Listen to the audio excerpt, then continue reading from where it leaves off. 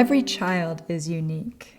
Any parent who has more than one child knows this to be true. And it is absurd that we think that every 6-year-old child should sit in a classroom and study the same thing in the same way at the same pace. So schools focus on a very narrow band of skills, the linear, the analytic, the logical, and they really ignore a lot of things that are kind of the domain of the right hemisphere of the brain. The creative, the storytelling, the empathy, the innovation, the imagination. So we actually have generations of kids who think that they are a personal failure because they don't design the way that schools are designed for learning, or maybe not learning. But forcing kids to learn something that they're not ready to learn or not interested in is like my mentor Brent Cameron used to say, trying to glue wings on a caterpillar. It just doesn't work. So too many times in education, we will look at a child and say, oh, you know how to do that. You've already figured that out. Well, we're going to ignore that. You like to do it. It's easy for you. So let's not focus on that. Let's have you focus on what's really, really hard for you, what you don't do well, what your weakness is. And that is kind of crazy. I mean, why wouldn't we instead say, wow, look at what your gifts are, look at what your interests are. This comes so naturally to you. Maybe your soul's calling is to do this. Focus on this.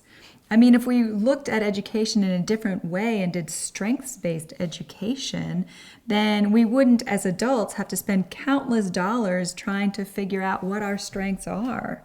I mean, we hire life coaches. There's even like the Gallup Strengths 2.0 that's very popular.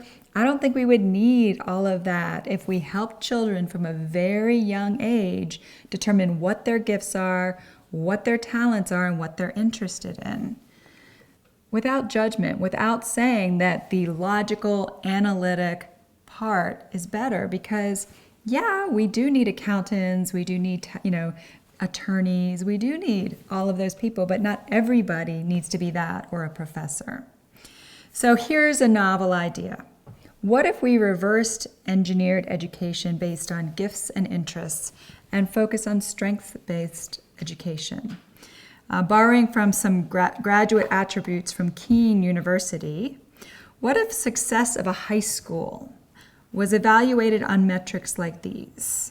The percent of graduates who are still curious and use their imagination, who understand that knowledge is provisional and dynamic, who appreciate a range of perspectives on the natural and the social world, who can locate, evaluate, and synthesize large amounts of conflicting information and ideas, who have a 1, 3, and 10-year life plan and have actually gained skills in high school that helps them achieve those goals, have self-confidence and self-agency, and the percent of graduates who understand how they are uniquely wired to learn.